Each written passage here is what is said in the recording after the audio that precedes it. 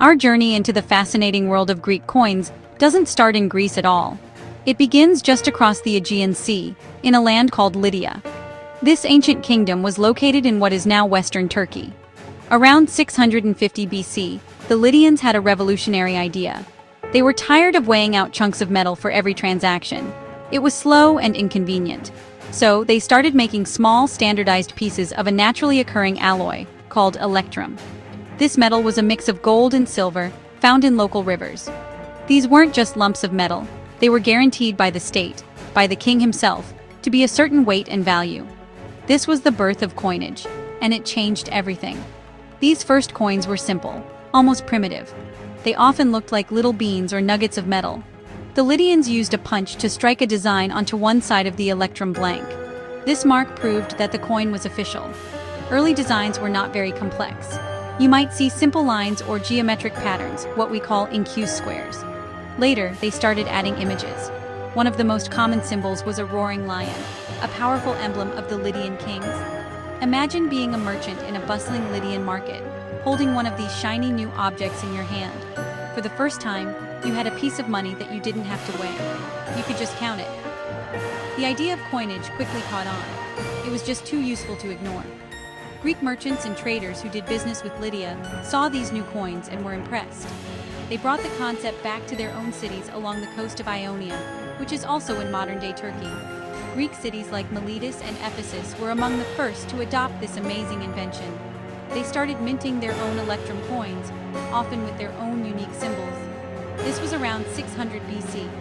The Greeks, being a creative and competitive people, didn't just copy the Lydians. They took the basic idea and began to perfect it, turning simple lumps of metal into miniature works of art. This shift from barter and weighing metal to using coins was a huge leap forward for civilization.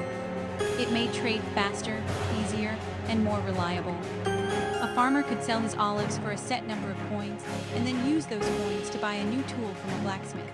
No more haggling over how many olives a tool was worth. This economic revolution fueled the growth of Greek city-states and helped pave the way for the incredible achievements of the classical age. It all started with a simple, brilliant idea from the kings of Lydia, stamping a lion on a piece of metal to say, "I guarantee this is good money."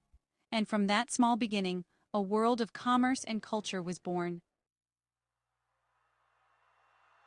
Once the Greek cities got their hands on the idea of coinage, they ran with it. The earliest Greek coins, from the Archaic period starting around 600 BC, were made of electrum, just like the Lydian ones. The island of Aegina, a major maritime power, was one of the very first places in mainland Greece to mint its own coins. But they didn't use electrum. They used silver, which was more readily available to them. Their coins were thick and lumpy, and they featured a powerful image, a sea turtle. This symbol was perfect for Aegina, a city that thrived on sea trade. The reverse side had a deep incuse punch mark, a holdover from the earliest Lydian techniques. These turtles became one of the first major international currencies. The materials and methods were straightforward. A metalworker would prepare a blank piece of metal, called a flan, of a specific weight. This flan was then placed between two dies. The bottom die, the anvil die, had the main image carved into it, like Aegina's turtle. The top die was a simple punch. A worker would then strike the top punch with a heavy hammer, pressing the metal into the anvil die. This is why early coins have a detailed image on one side, the obverse, and a simple punch mark on the other, the reverse. It took a lot of skill and strength to get a good impression. These early coins were not perfectly round, but had a charming, handmade quality. As more and more cities started making coins, the designs became more varied. Each city, or polis, wanted to put its own stamp on its money. It was a matter of civic pride, like having your own flag. Corinth, another major trading hub, chose the mythical winged horse Pegasus for its coins. Thebes used a distinctive Boeotian shield. The designs were often related to the city's patron god or goddess, a local myth, or a product the city was famous for. These symbols were instantly recognizable to traders across the Greek world. Seeing a turtle meant the coin was from Aegina and could be trusted. Seeing Pegasus meant it was from Corinth. It was an ancient form of branding. The names of these early coins were based on weight. The main unit was the drachma, which literally meant a handful. The story goes that it was originally equal to a handful of 6 iron spits, or oboloi, that were used as early currency. so 1 drachma was worth 6 obols. Larger denominations included the didrachm, or 2 drachmas, and the tetradrachm, or 4 drachmas. The most common and important coin for large-scale trade was the silver stater, which usually had the value of a didrachm. These silver coins, heavy and reliable, became the backbone of the Greek economy, fueling a vibrant network of trade that stretched from the Black Sea to Spain. When we think of Greek coins, one image often comes to mind: the Athenian owl. Around 510 BC, Athens began minting its famous silver tetradrachms, and they quickly became the most influential coins of the ancient world. The design was iconic and remained remarkably consistent for centuries. On the obverse, you have the head of Athena, the goddess of wisdom and the city's patron deity. She is shown wearing a crested Attic helmet, a symbol of her role as a warrior protecting the city. Her features are archaic in style, with a distinctive almond-shaped eye and a gentle, knowing smile. This image represented the very essence of Athens, its intelligence, its strength, and its divine protection. On the reverse side is the real star of the show, the owl. This wasn't just any bird, it was the sacred animal of Athena. The owl is depicted standing, alert and watchful, with large, captivating eyes. To its left is a sprig of olive leaves, a nod to the olive tree that Athena gifted to the city, which became the foundation of its agricultural wealth. To the right are the first 3 letters of the city's name, in Greek alpha, theta, epsilon, short for of the Athenians. This combination of Athena, her owl, and the olive branch was a powerful piece of propaganda. It told the world that Athens was wise, watchful, and prosperous. These coins were a statement of identity and power. The owls, as they were called, were minted from silver mined at Laurion, a region near Athens. The discovery of rich new silver veins there in 483 BC gave Athens a massive financial advantage. They were able to fund a huge navy that defeated the Persians at the Battle of Salamis and build the magnificent temples on the Acropolis, including the Parthenon. The coins themselves were known for their high quality and consistent silver purity. This made them the US dollar of their day. Merchants everywhere, from Egypt to the Persian Empire, trusted the Athenian owl. They were so popular that other cities and kingdoms even started making imitations. For over 400 years, the design of the Athenian tetradrachm barely changed. While art styles evolved, the coin's look remained deliberately archaic. The Athenians understood the power of a recognizable brand. Changing the design might make merchants nervous about the coin's value and purity. So, even in the Hellenistic period, when coin art became much more realistic, the Athenian owl kept its charming, old-fashioned appearance.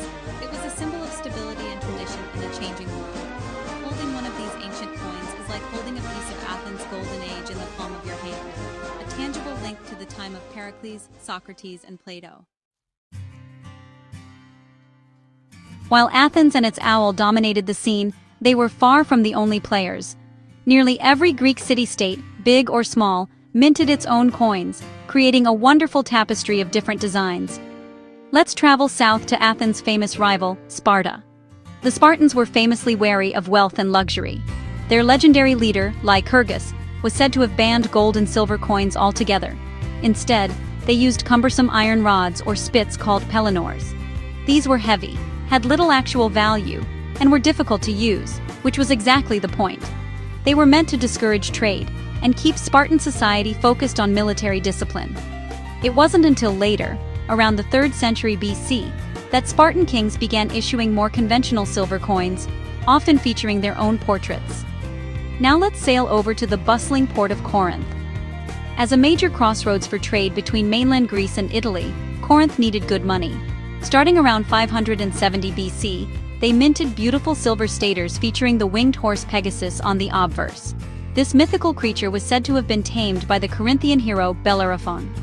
On the reverse of early coins was an incus pattern, but this was later replaced by the head of a helmeted Athena, similar to the Athenian coins, but in a distinct Corinthian style. These colts, as they were nicknamed, were circulated widely and were a common sight in the markets of Sicily and southern Italy, where Corinth had founded many colonies. The variety is just amazing. Let's hop over to Thebes, in the region of Boeotia. Their coins featured a unique Boeotian shield, a type of shield with cutouts on the sides. It was a symbol of their regional identity. On the other side, you might find a wine amphora, celebrating the god Dionysus. If we travel north to the island of Thasos, famous for its wine, we find coins depicting a satyr carrying off a nymph, a playful and energetic scene. In the Greek colonies of southern Italy, an area known as Magna Graecia, cities like Sybaris and Croton produced remarkable coins with a special incuse technique, where the reverse design was an inverted, negative version of the obverse. Even smaller cities took pride in their coinage. The city of Metapontum in southern Italy stamped its coins with an ear of barley, a symbol of its incredible agricultural fertility. The city of Selinus in Sicily used a celery leaf, or selenon, a visual pun on the city's name. These coins were more than just money. They were emblems of civic independence and identity. Each design tells a story about the city's history, its gods, its economy, or its local landscape. Exploring the coins of the hundreds of Greek city-states is like taking a grand tour of the ancient world, with each coin serving as a beautiful, miniature postcard from a long-lost place. The world of Greek coinage was transformed in the 4th century BC by one man, Alexander the Great. When he inherited the throne of Macedon in 336 BC, he also inherited a powerful army and a well-organized mint system started by his father, Philip II.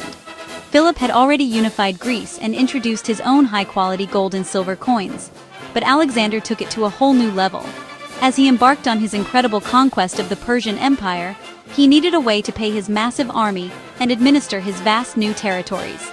The solution was a standardized, universal currency that would be accepted from Greece to India. Alexander issued a huge volume of silver tetradrachms and smaller drachmas, along with gold staters. The design of these coins was brilliant propaganda. Instead of his own portrait, which, wasn't a common practice for living rulers at the time, the silver coins featured the head of the hero Heracles, or Hercules, wearing the skin of the Nemean lion. Alexander identified closely with Heracles, an ancestor of the Macedonian royal house who had performed incredible labors and achieved godlike status. This image projected strength and divine favor. It was a perfect symbol for a young conqueror who seemed to be accomplishing impossible feats. On the reverse of the silver coins was the mighty god Zeus, king of the gods, seated on his throne. He holds a scepter in one hand and an eagle in the other. This powerful image reinforced the idea of divine authority and legitimate rule. The inscription on the coin reads Alexandrou, or of Alexander. These coins were minted at dozens of mints across his empire, from Pella in Macedonia to Babylon in Mesopotamia and beyond. To distinguish the different mints, small symbols or monograms were added to the design. For the first time, a single currency was used across a vast, multicultural empire, breaking down economic barriers and uniting his new world. The influence of Alexander's coins was immense and long-lasting. After his early death in 323 BC, his generals and successors, known as the Diadochi, continued to mint coins with Alexander's name and designs for decades. It was a way of borrowing his authority and prestige. Even independent cities and rulers in places like Anatolia and the Black Sea coast copied his coins because they were so widely trusted. Alexander's coinage not only standardized money across the known world, but also set a new artistic standard. The portrayal of Heracles and Zeus was more realistic and powerful than many of the older archaic designs. It paved the way for the next great innovation in coin history, the royal portrait. After Alexander's death, his empire was carved up by his ambitious generals, who established their own dynasties. This kicked off the Hellenistic period, which lasted from about 323 BC to 31 BC. This era brought a major innovation to coinage, the realistic portrait of the living ruler. The first to take this bold step was Ptolemy I of Egypt. Initially, he minted coins with Alexander's portrait, but around 305 BC, he placed his own face on his coins. It was a powerful political statement. He was no longer just a general ruling in Alexander's name. He was the king, the founder of a new dynasty.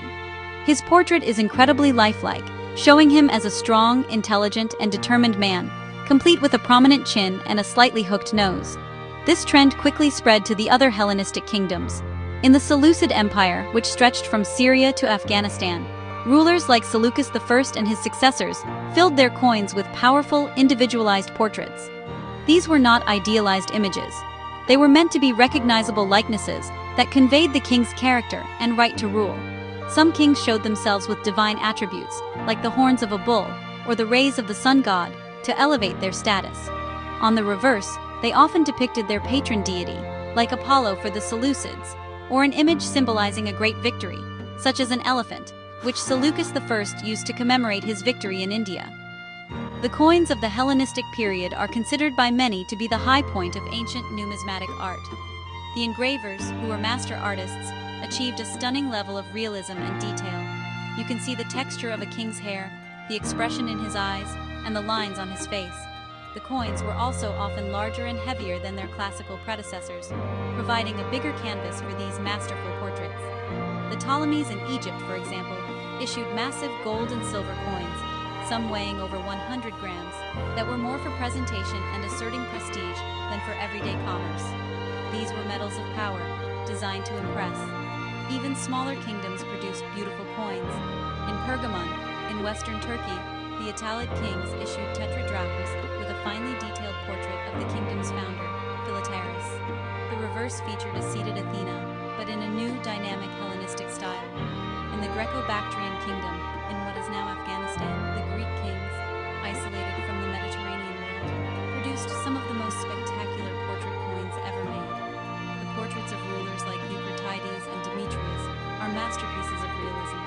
These coins are a priceless historical record, giving us a face-to-face connection with these ancient rulers who governed a fascinating fusion of Greek and Eastern cultures. By the middle of the 2nd century BC, a new power was rising in the West Rome. One by one, the Hellenistic kingdoms and Greek city-states fell under Roman control. The last to fall was Ptolemaic Egypt in 30 BC. This marked the end of Greek political independence, but it didn't mean the end of Greek coinage. The Romans were practical rulers. They understood that the local economies of the Eastern Mediterranean were deeply reliant on their existing currencies. Abruptly replacing them with Roman denarii would have caused chaos. So, for a long time, they allowed hundreds of Greek cities to continue minting their own bronze coins for local use. This coinage is known as Greek imperial or Roman provincial. These provincial coins are a fascinating blend of Greek and Roman traditions. The obverse almost always featured a portrait of the reigning Roman emperor, or a member of the imperial family. The inscriptions were usually in Greek, not Latin, and hailed the emperor with titles like Sebastos, which is the Greek equivalent of Augustus. This was a clear acknowledgement of Roman authority. However, the reverse sides of the coins remained purely Greek. The cities used this space to celebrate their local identity. They depicted their patron gods and goddesses, famous local myths, important temples and buildings, or even annual festivals. It was their way of saying, "We are under Roman rule, but we are still proudly Greek." The variety of these Greek imperial coins is staggering. There are thousands upon thousands of different types from over 600 cities. A coin from Ephesus might show the famous multi-breasted statue of Artemis from its great temple. A coin from Corinth might depict its famous fountains or its location on the isthmus with its 2 harbors. Cities in Syria, like Antioch, produced a huge volume of silver tetradrachms that became the standard currency for the entire Roman East. These coins continued the Hellenistic tradition of realistic imperial portraits on the obverse, and often featured an eagle on the reverse, a symbol that conveniently worked for both the Roman legions and the local Syrian worship of Zeus. This system of dual currencies, with Roman gold and silver used for military pay and imperial taxes, and local Greek bronzes used for everyday shopping, worked well for several centuries. However, by the late 3rd century AD, the Roman Empire was facing severe economic crisis and runaway inflation. The central government undertook a series of monetary reforms, introducing new coins like the Antoninianus, and later, the Follies. These reforms, led by emperors like Diocletian, centralized coin production and phased out the old local mints. By about 294 AD, the long and proud tradition of autonomous Greek civic coinage, which had lasted for nearly 1,000 years, finally came to an end. After the Roman Empire split into 2 halves, the Eastern Roman Empire, with its capital at Constantinople, the old Greek city of Byzantium, carried the torch. This empire, which we now call the Byzantine Empire, developed a unique and enduring coinage system that lasted for over 1,000 years. The founder of this new system was Emperor Anastasius I, who in 498 AD introduced a major reform. He created a series of large, handsome bronze coins with their values clearly marked on them. The largest was the phallus, worth 40 nummi. Its value was indicated by a large Greek numeral M on the reverse. Other denominations used K for 20, I for 10, and E for 5. This made transactions much easier for the common person. The style of Byzantine coins was a dramatic departure from the realism of the Greek and Roman past. The focus shifted from lifelike portraiture to spiritual symbolism. This was a profoundly Christian empire, and its coins reflected that.